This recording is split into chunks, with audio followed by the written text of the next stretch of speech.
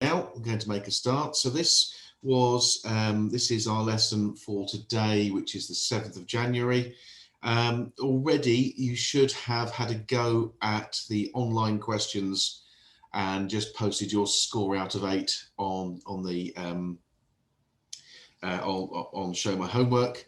And you should have already read this question at the very least, if not started to have a go at it. So what I'm going to do, as promised, I'm going to do a walkthrough. So I'm just going to talk you through it and just give you an opportunity to, this will give you an opportunity to see what you do and don't need to sort of do to be able to answer this type of question. This is a typical past foundation program exam question. I think this one was from about 2 years ago.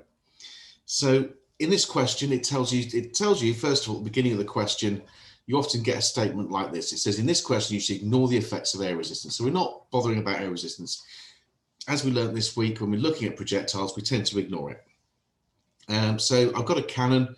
It's firing a cannonball at 45 degrees to the horizontal. So that's 45 degrees. And it's shown in figure 2 how the range is measured. Okay, that's from the cannon to wherever it lands. So the first part of the question, you're given a table. And the first question for 1 mark, it says complete the heading for table for V squared, giving the correct unit. This, when I actually set this as a question, this was the least well answered question on this particular part of the paper, simply because people just missed it. So if the speed is in meters per second, the speed squared, the unit, if the speed is being squared, the launch speed is being squared, then the unit has to be squared. So that becomes meters squared per second squared. Easy as that. It then says calculate the 5 missing values for V squared. So that's just something you do with your calculator. But think about your number of significant figures. Here you've got at best 2 significant figures. So maybe you should give your response to maybe 2 to 3 significant figures. Okay, no, certainly no more than 3. So as I square the first one, 30 squared is 900. 60 squared turns out to be, 3,600. 90 squared is 8,100. 120 squared, well, I'm going to go to 3 significant figures here. Why not? It's acceptable in this case. 14,400. 150 squared is 22,500. And 180 squared is 32,400. So that's pretty easy. Basically for this, you get it's either 1 or 2 marks. You have to have the right number of significant figures. You can go 1 significant figure over. So here I can give myself the benefit of the doubt here and say that maybe it is exactly 180 plus or minus 1 meter per second, because I've not stated the precision up in the heading here. But you could also argue it's 2. So if you gave your answer to 2 significant figures, you'd still get the mark. So you've then got to think about how you'd go about drawing the graph, because the next part, and again, people made mistakes here because they didn't read the question carefully enough in the real paper. You have to use the graph paper to on the next page to draw a graph of range x on the y-axis versus that launch speed on the x-axis. So this is your independent variable. This is your dependent variable on your graph. So this goes on the x-axis. Now, some people even, I was discussing with a colleague over the Christmas holidays, and they said some people even put the x and y underneath the table so that they don't forget which way around they're plotting results. Excuse me. So now it's launch speed v squared, so it should be launch speed squared on the x-axis. Draw a straight line of best fit. You can use Excel if you wish. Okay, I put that bit in to give you an opportunity to use Excel if you couldn't print out the question. You need to get used to the idea of printing out papers, because although the plan is for your final UFP exams to be taken in person, hopefully by then the lockdown will be lifted. If it's not, then obviously you're going to need to start thinking about how you how you download papers and print them out. Obviously, if you're on site in school, then we'll probably make that arrangement for you. So you've got your standard graph paper. So on the x-axis, to start off with, you've got to put v squared. So v squared, well, if you look at the data, it goes from 900 up to 32,400. Well, I'm going to be honest, I think compared to 32,400, 900 is pretty close to 0. So I'm going to put the origin on here. So for my speed squared, I'm going to put in 0 as my origin. So I've got the bottom there, there we are. Now I've got to be up to 32,000. So can I fit it? So if I did 10,000, 20,000, 30,000, well, that'd be wasting all of this graph paper here. So maybe I can double it. So every 2 squares, so that's 10,000, 20,000, 30,000, that'd be 31, that'd be 32, that'd be 33, and it's under 33,000 is my maximum value here. Oops, the maximum value here is under 33,000, so it just about fits. So that's pretty much perfect. So that's 10,000, 20,000, 30,000. I'm going to put in my interim numbers as well. It does make life easier later on. And I need to draw my axes on. Okay, I'm using ink just to make it easier for you to see. Use your ruler, you draw your axes like that. There we go. This is particularly important for those of you who've not done UFP exams before.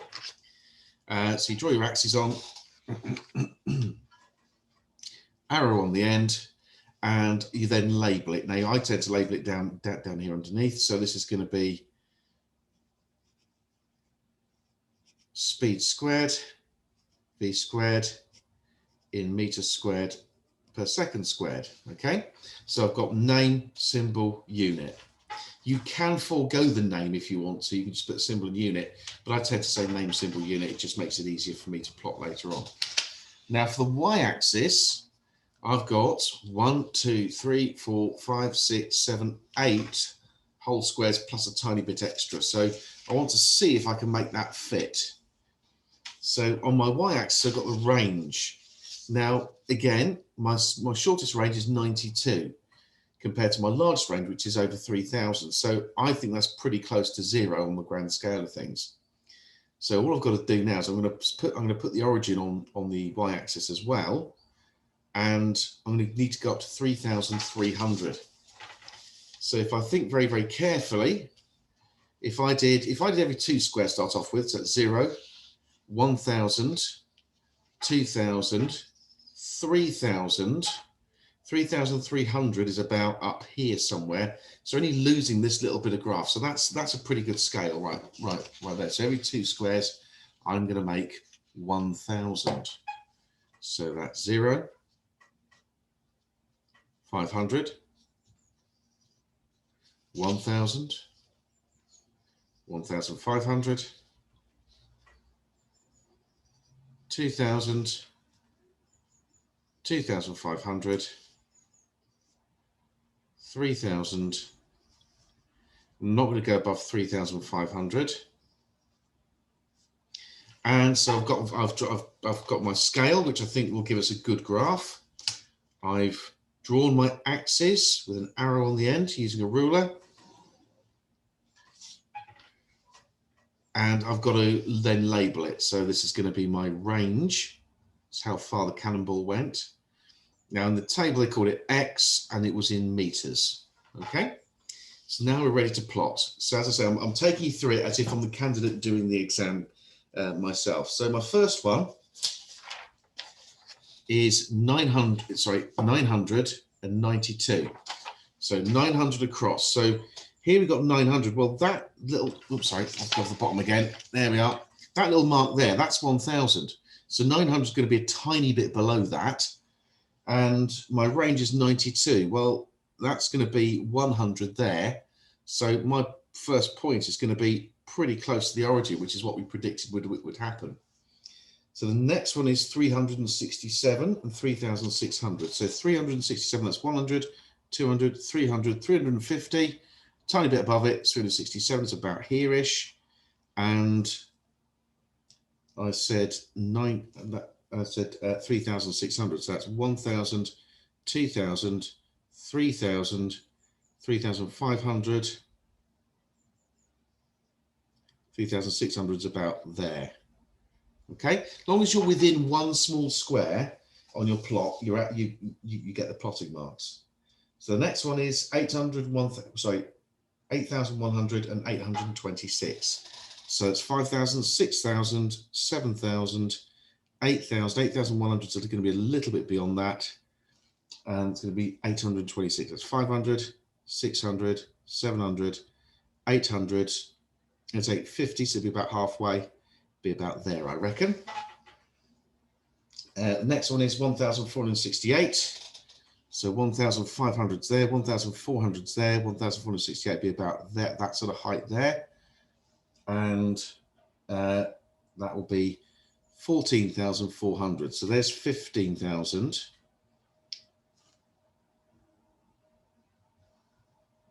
There's 15,000 there. So there's 15,050. So 14,050. So 14,040 is going to be a little bit below it. Again, about there, I reckon. The next two I'll just do very, very quickly because I'm aware of time and also I don't want to bore you silly. So this is 22,500 is on my x-axis and 22,294. So 22,000 is about there. 20,500 is about there. And 2,294. So there's 2,000, 100, 200, just under 300. And then the last one is going to be 32,400 and 3,300. So 32,400 says 30,000, 31, 32, 32,400. And that'll be for 3,300. So 3,100, 200, 300 be about there. So we end up with the need to draw a line of best fit. So we draw a line of best fit, and it just so happens that with my precise plotting, this is all pretty much going to fit on a single straight line. It's pretty much a single straight line. There we are. Okay, there's not really any points above or below the line there. And I've gone beyond my points and even beyond the graph paper. That's an important thing to do. So that's your graph. So how would it be marked in an exam? Well, in an exam, you get 1 mark for your x-axis with a good scale. Okay, so that your first and last point, there's your first point, there's your last point. It's using up the majority of the graph paper. You get a mark, as I say, for labeling your axes, for your x-axis and your y-axis. Here, because you had to work out what this unit is, the area carries forward. So don't worry if you got it wrong in the first bit. As long as you showed you got it wrong in the first bit, if you wrote the same thing there, you get the area carrying forward. You get a mark for correct plots. So as an examiner, I would actually check two or three of your plots and make sure that you got them within about 1 square. I allow 1 mistake only. If there's more than 1 mistake, I do not pass it. It does not get the plot mark. And then your line of best fit, well, in this case, it all falls on a single straight line. If it didn't, then I would actually I'd actually count the number of points above the line and below it. So if I want to be very pedantic, that's 1 above there. No other points are above the line. They've got one point here that's below the line. No other points are below the line. So that's 1 and 1. That's the line of best fit. The next part of the question asks you to calculate the gradient. You should by now, if you've got the experience of having done your first term with foundation, you should have got the gist now. The gist by now that with these questions you always get a graph, or you always have to measure a gradient. So you pick convenient point. Well, there's a nice convenient point there, and you're looking for something that's easy to read. So that's about as easy to read as you can get, I think. It should be that you're measuring the gradient over more than half of your line. You put your triangle on there to show that, because remember, examinations aren't just about doing, they're about showing that you know how to do. There we are, nice and easy. So it's then, we call that Y1. Y1 here is 3,000, well, that's 3,100, so that's 3,050. Y2 That's going to be exactly 500. X1 is exactly 30,000. And X2 is exactly 5,000 in my particular case. Okay. So that's how you go about drawing a graph and measuring your gradient. You've got your y1 and y2. Then your calculation should always go in the space available. So the gradient is delta y over delta x, which is y1 minus y2 over x1 minus x2. Y1 is 3,050 minus 500, which is y2. X1 is 30,000 minus 5,000. Okay. Once you've done that, you then just calculate it. Well, that's going to be 2,550 over 25,000.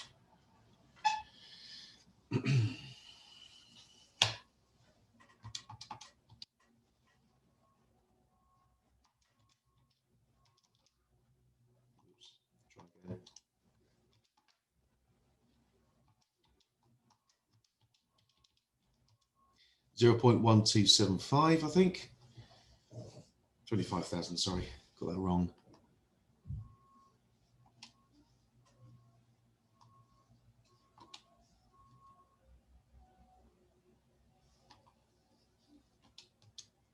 There you go, 0.102. It didn't look right. 0.102. It says giving appropriate units on the question. So we give the appropriate units. Well, it's the units of y, which is meters.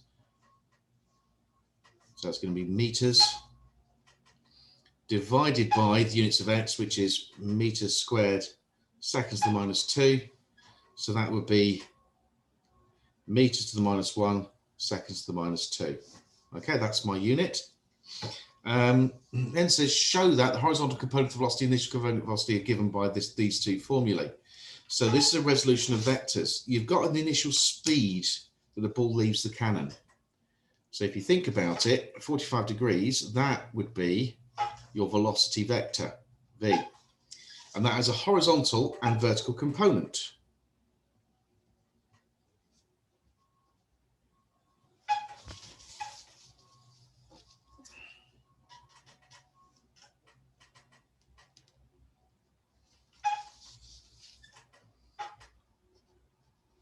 You should recognize straight away that that vector should be the same as that because it's a resultant. The resultant velocity is there. That's going to be v and vh. It's the hypotenuse of a triangle. Okay. So now there's a little trick here. If this is 45 degrees, these two numbers are going to be the same. So if that's the case, we know that v equals v squared is vh squared plus v squared, the vertical component squared. And we know that vh equals vv because you can see it from your diagram, which is why drawing a diagram is often a really good idea.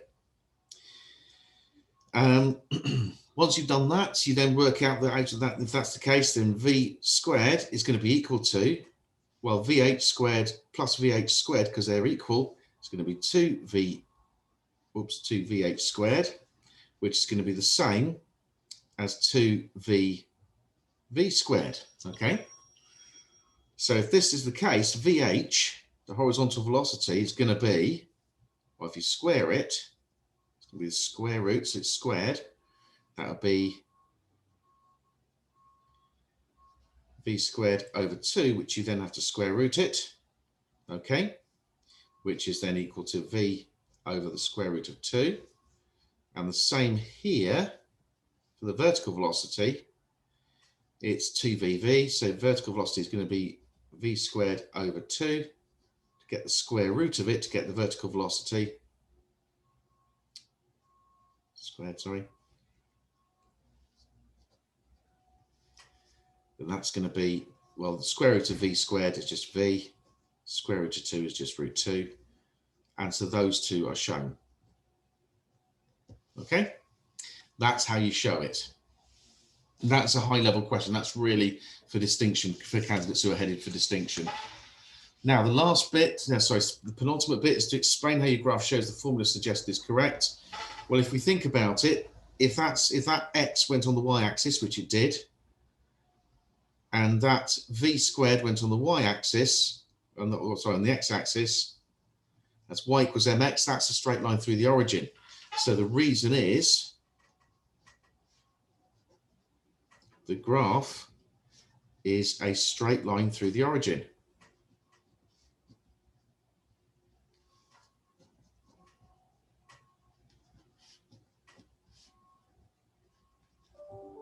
If it's a straight line through the origin, that shows that x is proportional to v squared, which it is on that formula, because that g is a constant. That's the gravitational field strength. Okay, so that's pretty simple. That's pretty simple. The last part was using your value for the gradient of the graph, calculate the acceleration due to gravity. So you know from the formula you're given, you're told that it's 1 over g times v, x is 1 over g times v squared. Compare the formulae with y equals mx plus c. So if we put the range on the y-axis and we put the speed squared on the x-axis, which you did, then the gradient is equal to 1 over g. So g is going to be 1 over the gradient, just rearranging it, which we then use our value for the gradient, and the error always carries forward. The bit that I'm giving award marks for is the comparison, working out what the gradient is and attempting the calculation. Even if your gradient's way off, you still get the mark for this. But here it's 1.02 gradient, sorry, 0.102. Just 1 over 0.102, which you then just calculate it. Get your calculator out and you work it out. 1 divided by 0.102, and that gives me 9.8, well, 9.80 meters per second squared. How do I know it's meters per second squared? Well, it's 1 over the gradient. The gradient is measured, so all the minuses become positive. So that should be to the power of 2. I do apologise. So that all the minuses become positive, all the positive powers become negative. Okay. So what we then do, the other way you can actually work it out also is, you know, g is acceleration due to gravity. So it's the units for acceleration. So that gives you the correct unit. Okay. And it's a reasonable value. We know the accepted value is 9.81. So obviously this has been, we've been ignoring air resistance. This wouldn't come in the real world. This wouldn't come out to be exactly this number, but it's clearly been fudged to make sure that it does. Okay. Right. So that's how you have a go at that question. So if you go back and look at your task today, I do apologize. That's not the right one. If we go back and look at your task that I set you today, it's our projectiles practice and a quick sort of test type of thing. So you did your test, and we've gone through the walkthrough. Okay. So what you'll need to do, if you've not had a go at doing the question, what I'd advise you to do is to print the question out, or at least view it on the screen and have a go at it yourself. Okay. Have a go at doing it, because you can guarantee that you'll get a question very similar to that in the real exam. So it's a good idea to make sure that you've practiced. Now, if I go back to my calendar, I've also set you a weekend homework. Obviously, the first part of your weekend homework is to have a go at the question. But then once you've had a go at your weekend at that, just do a quick recap of the work you did, particularly of the work you did last term on units, vectors, and Subat equations. Have a look through your study guide and have a look through your notes. But then there's a crash course on Newton's laws. Next week, we're going to hit Newton's laws and momentum. So as Newton's laws sort of extend from sort of GCSE or O-level physics, what you may want to do is just watch the crash course on Newton's laws. I'm going to warn you, it's a short video. It's only about 10-15 minutes, but it goes very, very fast. So I would strongly advise you to make sure that you you watch it a couple of times to actually get everything that's being said there. Okay.